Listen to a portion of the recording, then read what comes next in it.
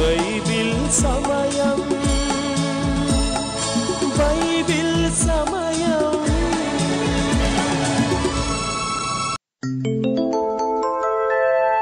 ఆదియందు వాక్యముండెను,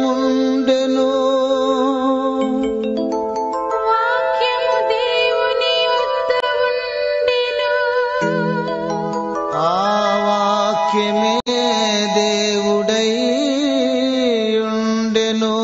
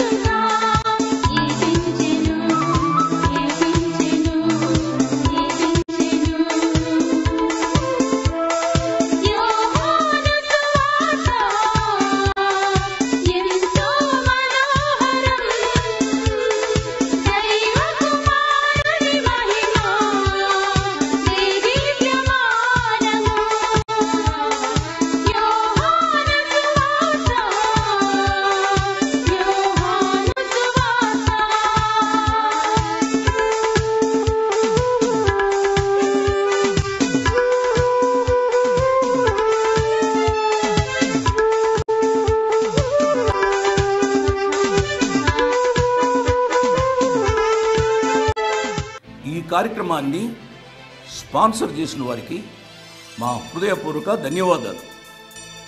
ఈరోజు కార్యక్రమాన్ని చూచి అనేకులు రక్షింపబడతారు, బాధలలో ఉన్నవారు ఆదరించబడతారు. దానికి కారణం మీరే. కాబట్టి ప్రభు మిమ్మలను నిండారుగా దీవించును కాక.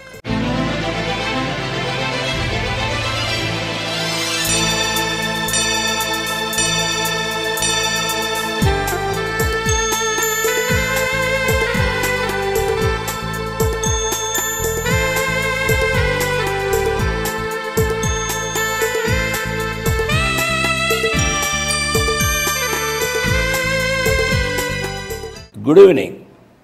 Praise the lord. ప్రభుకు స్తోత్రాలు. మీ అందరికీ నా ప్రత్యేక వందనాలు. హల్లెలూయా. షలోమ్. అందరినీ నేను పలకరించాను అని నేను భావిస్తున్నాను. ఈరోజు చాలా ప్రాముఖ్యమైన రోజు. ఎందుచేతనగా యోహాను సువార్త 21వ అధ్యాయాన్ని నేను ముగిస్తున్నాను.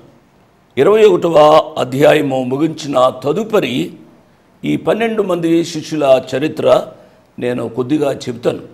ఆ చరిత్ర వినడం ద్వారా మనము నేర్చుకోవాల్సింది ఏమిటనగా, వారు ఏ రీతిగా ప్రభు కొరకు శ్రమపడ్డారు, జీవించారు, మరణించారు. ఈ విషయాలు మనం వింటున్నప్పుడు మన హృదయాలు తప్పనిసరిగా చలిస్తాయి. ఎందుచేతనగా ప్రభు వారి కొరకు, ఆయన పరిచర్య కొరకు అంతగా బాధపడిన ప్రియ శిష్యులు, వారిని గూర్చి చెప్పుకునే భాగ్యం ప్రభువారు మనకు అనుగ్రహించారు. మంచిది. మీ ఆరోగ్యాలు ఎలా ఉన్నాయమ్మా? మీ ఆరోగ్యాలు ఎలా ఉన్నాయి బాబు? మేము ప్రతిరోజు మీ ఆరోగ్యాల కొరకు ప్రార్థన చేస్తున్నాం. మీలో కొద్దిమంది బాగుగా లేరు. Diabetes, blood pressure, cancer, arthritis, గుండె జబ్బులు, ఈ రీతిగా కొన్ని జబ్బుల చేత చాలామంది పీడించబడుతున్నారు. అనారోగ్యము మన యొక్క జీవితాలలో కృంగింపజేస్తుంది. కాబట్టి నా ప్రియ బిడ్డలారా, యేసు అనుచరులుగా మీ కొరకు ప్రార్థన చేస్తున్నామో అనే విషయాన్ని నేను జ్ఞాపకం చేస్తున్నాను. కొంతమంది స్పెసిఫిక్గా చెప్తారు. ఆ రీతిగా స్పెసిఫిక్గా మేము పలానా జబ్బుతో బాధపడుతున్నాము అని చెప్పిన వారి కొరకు ప్రత్యేకంగా పేరు పెట్టి ప్రార్థన చేస్తాం. కొంతమందికి సంతానము లేదు అని చెబుతూ ఉంటారు. నా ప్రియ బిడ్డలారా, సంతానము ఇచ్చేది ప్రభువారు. కాబట్టి మీ కొరకు మేము ప్రార్థన చేస్తున్నాం. సంతానము లేని వారి కొరకు ప్రత్యేకంగా ప్రార్థన చేస్తున్నాం. విధవరాండ్రు కొరకు ప్రార్థన చేస్తూ ఉంటాం. అనాథుల కొరకు ప్రార్థన చేస్తూ ఉంటాం. అనేక విషయాలు ఆ ప్రభు యొక్క సింహాసనము దగ్గరకు తీసుకుని వస్తాము అనే విషయాన్ని నేను జ్ఞాపకం చేస్తున్నాను. నేను మిమ్మల్ని కోరేది ఏమిటనగా, దయచేసి మా కొరకు కూడా మీరు ప్రార్థన చేయండి. యేసు అనుచరుల పరిచర్యలో పనిచేస్తున్న ప్రతి బిడ్డ కొరకు ప్రార్థించమని ప్రభు పేరిట నేను జ్ఞాపకం చేస్తున్నాను. నేను వయస్సులో పెద్దవాడిని అవుతున్నాను. వయస్సు పెరిగే కొలది అనారోగ్యంగా ఉంటుంది, బలహీనంగా ఉంటుంది. ఇటువంటి పరిస్థితుల్లో కూడా ఆయన కృపా వాక్యాన్ని ధ్యానించే భాగ్యాన్ని ఆ ప్రియ ప్రభు నాకు అనుగ్రహిస్తున్నారు అని అంటే కేవలము ఆయన కృప. పౌలు గారు అన్నట్టు, నా కృప నీకు చాలును. చాలినంత కృప ప్రతిరోజు రికార్డింగ్స్లో ఆ ప్రభు దయచేస్తున్నారు. ఆయనకు నా జీవితాన్నంతటినీ సమర్పించిన ఇంకా నేను ఎంతో ఇవ్వవలసిన వాడిగా ఉంటాను అనే విషయాన్ని నేను జ్ఞాపకం చేస్తున్నాను. మంచిది, దేవుని వాక్య ధ్యానంలోనికి వెళదాం. ప్రార్థన చేస్తున్నాను. టైం ఉంటే చివరిలో పాట విందాం. దయచేసి వీలున్న వారు మోకరించండి, కండ్లు మూసుకునండి, ప్రార్థనలో నాతో ఏకీభవించండి. కృపా సత్య సంపూర్ణుడు అయిన మా ప్రియ పరలోకపు తండ్రి, వందనాలు స్తోత్రాలు నాయనా. నాయన మీ కృపా వాక్యాన్ని వినడానికి చాలామంది వచ్చారు నాయన. అనారోగ్యంగా ఉన్నవారు వచ్చారు నాయన. ఆయా జబ్బులతో హాస్పిటల్లో ఉన్నవారు కూడా కొన్ని హాస్పిటల్లో టీవీ ఉండడం ద్వారా వారు కూడా ఈ యొక్క ప్రార్థనలో పాల్గొని ఉంటారు నాయన. నాయన భిన్న విభిన్న మనస్తత్వాలు కలిగిన వారందరినీ జ్ఞాపకం చేసుకుంటున్నాం ప్రభువా. ఈ రాత్రి నాతో మాట్లాడండి, మాతో మాట్లాడండి. ప్రత్యేకంగా యవ్వన బిడ్డల కొరకు ప్రార్థన చేస్తున్నాం నాయన. వారిని మీరు దీవించండి ప్రభువా.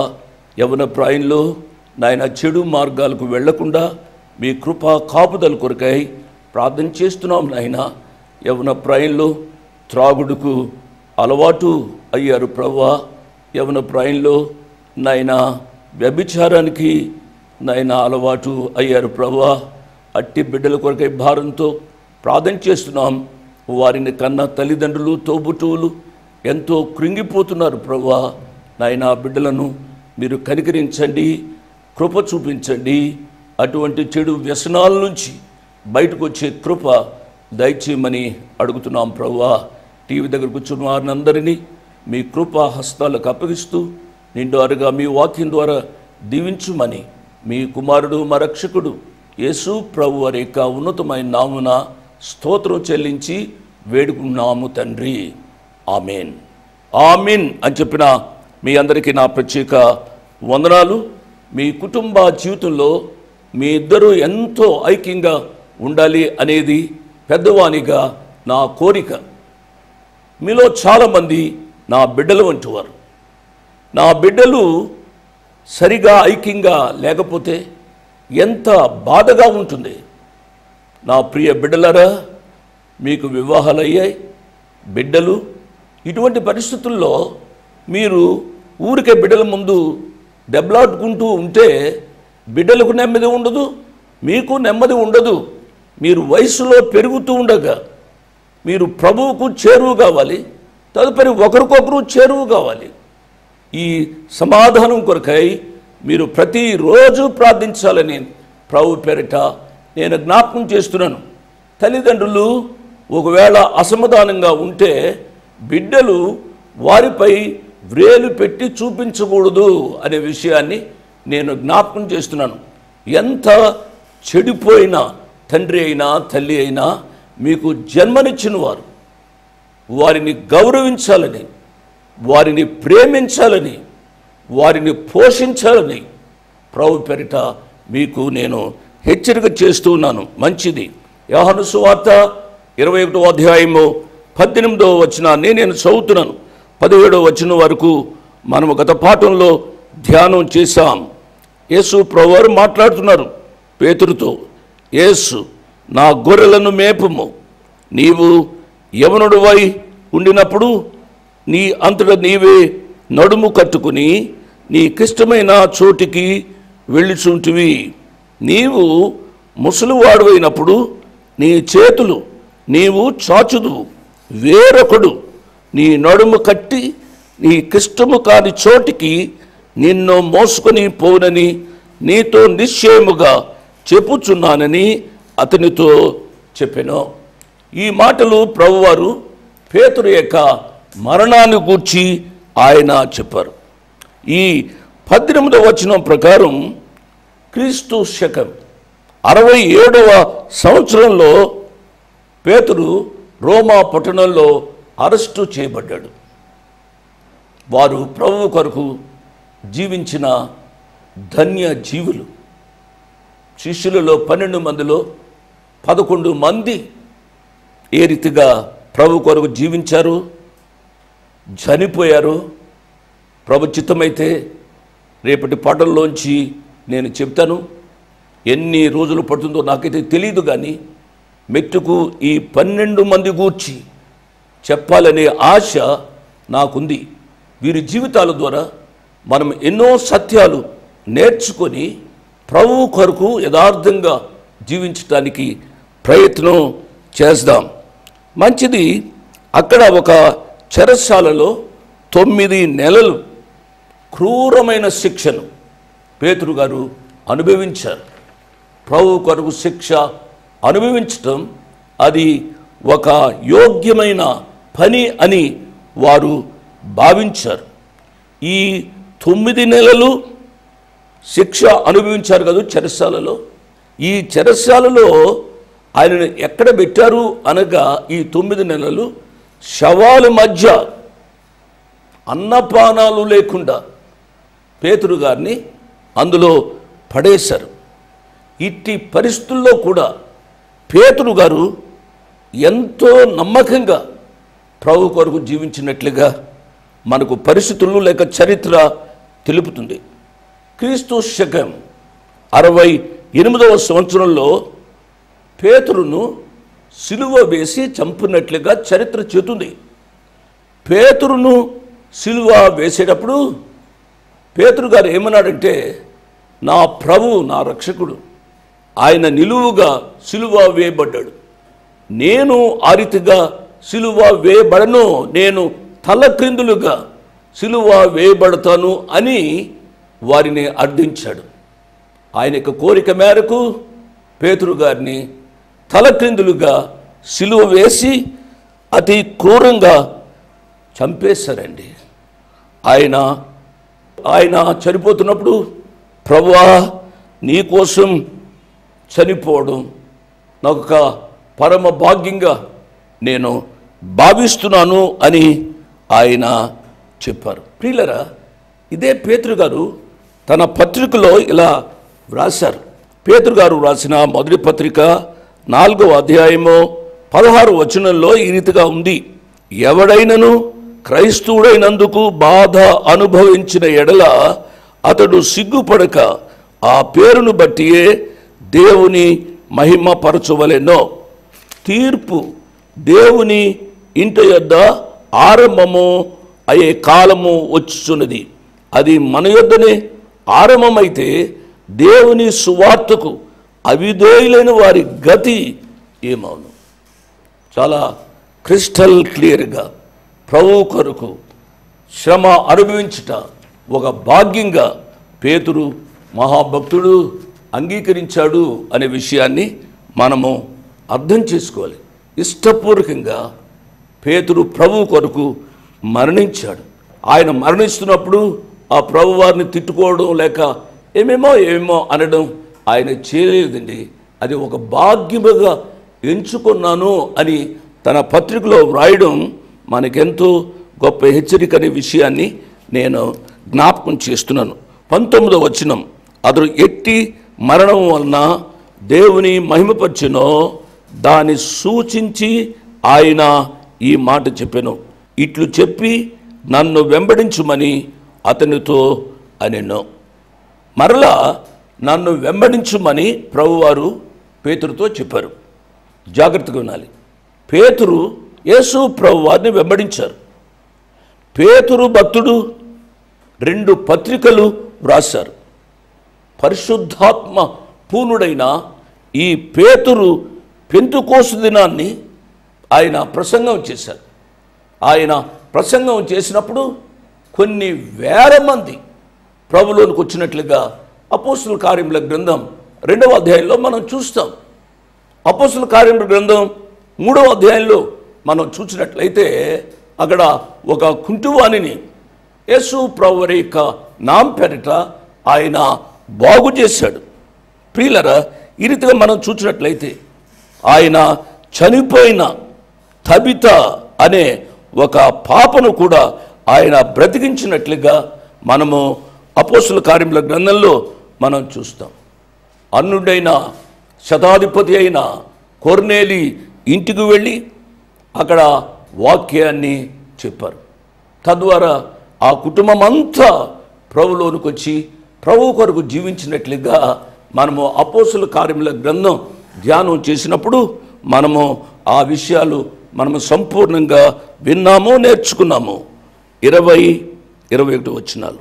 పేతురు వెనుక తిరిగి యేసు ప్రేమించిన వాడును భోజన పంక్తిని ఆయన రొమ్మున ఆనుకొని, ప్రభువా నిన్ను అప్పగించువాడెవడని అడిగిన వాడునైనా శిష్యుడు తమ వెంట వచ్చుట చూచెను.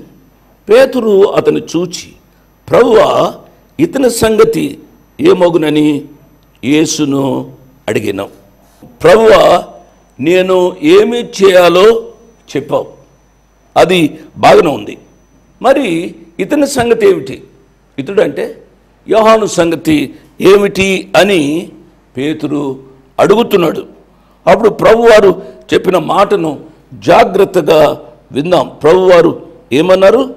నేను వచ్చు వరకు అతడు ఉండుట నాకిష్టమైతే అది నీకేమి, నీవు నన్ను వెంబడించుమనేను. అంటే యేసయ్య చాలా క్రిస్టల్ క్లియర్గా చెప్పారన్నమాట. This is none of your business. అనేక పర్యాయాలు మన యొక్క జీవితాల్లో కూడా ఇతర విషయాలలో జోక్యం చేసుకుంటాం. మన విషయాలు మనం సరి చేసుకోం, కానీ ఇతర విషయాలలో జోక్యం చేసుకుని వారి యొక్క వ్యక్తిగత కుటుంబ సంఘ జీవితాలు పాడు చేస్తూ ఉంటారు. నేను కొద్దిమందిని ఆ రీతిగా చూస్తూ ఉంటానండి. సంఘాలలో జోక్యం చేసుకుంటారు, కుటుంబాలలో జోక్యం చేసుకుంటారు, వ్యక్తిగత జీవితంలో జోక్యం చేసుకుంటారు. తద్వారా మనం నేర్చుకోవాల్సింది ఏమిటి అనగా, ఎవరి యొక్క వ్యక్తిగత జీవితాలలో దయచేసి వారిని పాడు చేయడానికి కానీ దుర్మార్గంగా నడిపించడానికి కానీ జోక్యం చేసుకునవద్దు. పౌలు గారు రోమా సంఘానికి వ్రాసారు కదూ, మనకు చేతనైనంత వరకు మేలు చేయాలి, ఎవరికి కూడా కీడు చేయకూడదు, హాని తలపెట్టకూడదు. అదే సత్యాన్ని ఇక్కడ యేసు ప్రభువారు ఉద్ఘాటిస్తూ ఉన్నారు. అందుకనే ప్రభువారు కొండ మీద ప్రసంగంలో ఈ రీతిగా చెప్పారు. మత్తయి సువార్త 7వ అధ్యాయము 3వ వచనము నుంచి 5వ వచనం వరకు, నీ కంటిలో ఉన్న దూలమును ఎంచక నీ సహోదరుని కంటిలోనున్న నలుసును చూచుట ఎలా? నీ కంటిలో దూలముండగా నీవు నీ సహోదరుని చూచి నీ కంటిలో ఉన్న నలుసును తీసివేయమని చెప్పనేల? వేషధారి, మొదట నీ కంటిలో ఉన్న దూలమును తీసివేసుకునము, అప్పుడు నీ సహోదరుని కంటిలోనున్న నలుసును తీసివేయుటకు నీకు తేటగా కనబడును. ఎంత చక్కగా ప్రియ ప్రభు చెప్పారండి. కాబట్టి మన యొక్క జీవితాల్లో మన పనిని మనము చూసుకోవాలి. ఇతరుల జీవితాలలో మనం జోక్యం చేసుకోవడం ద్వారా ఇతరులకు నష్టం కలుగుతుంది, మనకు కూడా నష్టం కలగడానికి అవకాశం ఉంది. నీకు నాకు చేతనైతే ఇతరులకు మేలు చేయాలి, కానీ కీడు చేయవద్దు అని మరొకసారి చెప్తున్నాను. ఎందుచేతనగా చాలామంది ఈ దినాల్లో ఇతరులకు కీడు చేస్తున్నారు. తద్వారా యవ్వన బిడ్డలు కూడా పాడైపోతున్నారు. యవ్వన బిడ్డలు త్రాగుతూ ఉంటే, ఇంకా వారిని ప్రోత్సహించేవారు ఉన్నారండి. వారితో కూడా కలిసి త్రాగుతారు. యవ్వన బిడ్డలు పాపంలో జీవిస్తూ ఉంటే పాపాన్ని ప్రోత్సహించేవారు ఉన్నారండి. చాలా విచారకరమైన సంగతి. నా ప్రియ బిడ్డలారా, ముఖ్యంగా యవ్వన బిడ్డలారా, ఎవరైనా తప్పుడు పనులు చేయమంటే దయచేసి చేయవద్దని ఒక పెద్దనాయనగా మీకు నేను చెబుతున్నాను. దేవుని సేవకునిగా నేను మిమ్మల్ని హెచ్చరిస్తున్నాను. ఎన్నడూ కూడా అటువంటి పనులు మీ యొక్క జీవితాలలో చేయకూడదు. పేతురు, నీకు ఇంకొకరి సంగతి ఎందుకు, నీ సంగతి నీవు చూసుకో అని ప్రియ ప్రభు హెచ్చరిక, మనకు కూడా హెచ్చరిక అనే విషయాన్ని నేను జ్ఞాపకం చేస్తున్నాను. 24-25 వచనాలతో యోహాను సువార్త ధ్యానాలు ముగించుకుందాం. ఈ సంగతులను గూర్చి సాక్ష్యం ఇచ్చుచు ఇవి వ్రాసిన శిష్యుడు ఇతడే, ఇతని సాక్ష్యము సత్యమని ఎరుగుదుము. యేసు చేసిన కార్యములు ఇంకను అనేకములు కలవు. వాటిలో ప్రతి దానిని వివరించి వ్రాసినడలా అట్లు వ్రాయబడిన గ్రంథములకు భూలోకమైనను చాలదని నాకు తోచుచున్నది. విన్నారు కదూ, యేసు ప్రభు వారే దేవుడు. ఆయన కార్యాలు అనంతములైన ఆయన కార్యాలను వివరించాలి అని అంటే ఏ పుస్తకం సరిపోతుందండి, ఏ గ్రంథం సరిపోతుందండి? ఎన్ని గ్రంథాలు వ్రాయాలి? ఈ సత్యాన్ని గ్రహిస్తే మన యొక్క జీవితాలు పునీతములు అవుతాయి అనే విషయాన్ని నేను జ్ఞాపకం చేస్తున్నాను. నేను చెప్పాను కదూ, మొదటగా ఏమిటి అనగా యేసు ప్రభు వారి యొక్క శిష్యులను గూర్చి నేను చెప్తాను అన్నాను కదూ. యోహాను గారి గూర్చి చెప్పినప్పుడు ఇంకా కొన్ని విషయాలు చెప్తాను. ఇంతటితో యోహాను సువార్త 21వ అధ్యాయ ధ్యానాలు ముగిశాయి. యోహాను సువార్త 21వ అధ్యాయ ధ్యానాలు ముగియటంతో పాటుగా యోహాను సువార్త మొత్తం ధ్యానాలు వచనం వెంబడి వచనం ముగిశాయి. ఇది నాకు చాలా సంతోషంగా ఉంది.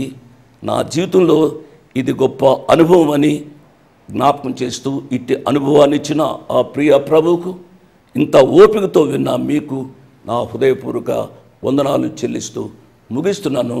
దేవుడు ఈ ధ్యానాలను మన తెలుగు ప్రజల ఆధ్యాత్మిక మేలు కొరకై దీవించునుగాక.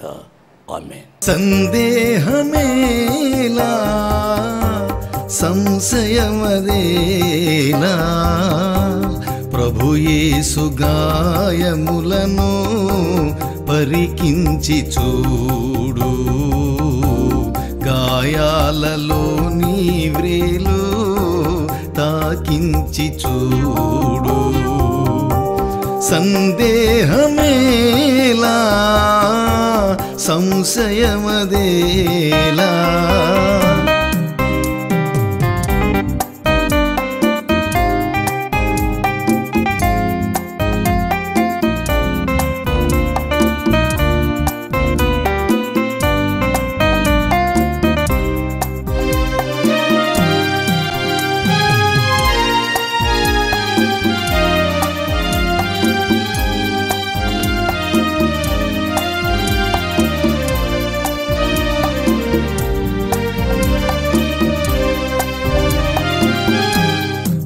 ముండ్ల మకుటము నీకై ధరించెనే, నీ పాప శిక్షను తానే భరించెనే. ఆ ముండ్ల మకుటము నీకై ధరించెనే, నీ పాప శిక్షను తానే భరించెనే. ప్రవహించే రక్తధారా నీ కోసమే, కడుఘోర హింసనందే నీ కోసమే. ప్రవహించే రక్తధారా నీ కోసమే, కడుఘోర హింసనందే నీ కోసమే సందేహమేలా సంశయమదేలా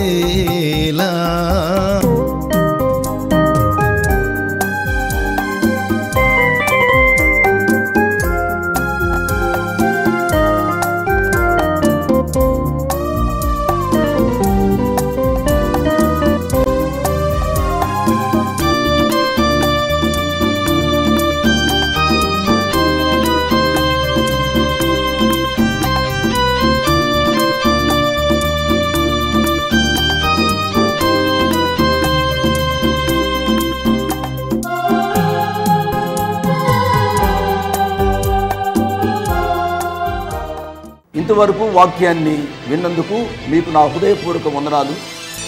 ఒక ప్రత్యేకమైన మనవి చేయడానికి మరొకసారి మీ ముందుకు వస్తున్నాను. అదేమిటనగా, ఈ కార్యక్రమాన్ని నిర్వహించడానికి నేను ఎంతో ధైర్యం చేశాను అనే విషయాన్ని జ్ఞాపకం చేస్తున్నాను. డబ్బుండి కార్యక్రమాన్ని ప్రారంభించలేదు. నన్ను రక్షించి ఇంతవరకు పిలిచిన ప్రభు ఉన్నారు అని, తదుపరి విశ్వాసులైన మీరు ఉన్నారు అనే ధైర్యంతో ఈ కార్యక్రమాన్ని కొనసాగిస్తున్నాం. కాబట్టి ఈ కార్యక్రమానికి అయ్యే ఖర్చులో కొంత భాగమైన మీరు భరించాలని మనవి చేస్తున్నాను. ఒకరోజు కార్యక్రమానికి ఎంత ఖర్చు అవుతుందో ఆ విషయాలు మీరు తెలుసుకోవాలంటే దయతో నాకు ఫోన్ చేసి కానీ ఆఫీసుకు ఉత్తరం రాసి కానీ తెలుసుకొని సహాయపడమని ఒక తండ్రిగా, దైవదాసునిగా, అంకులుగా మీకు మనవి చేస్తున్నాను. My address 1-1-214/2, flat number 505506. 1-1-214/2, flat number 505506. Prithvi Apartments Extension, Vivek Nagar, Chikkarpalli, Hyderabad 20. దేవుడు మిమ్మల్ని నిండారుగా దీవించునుగాక. ఆమేన్.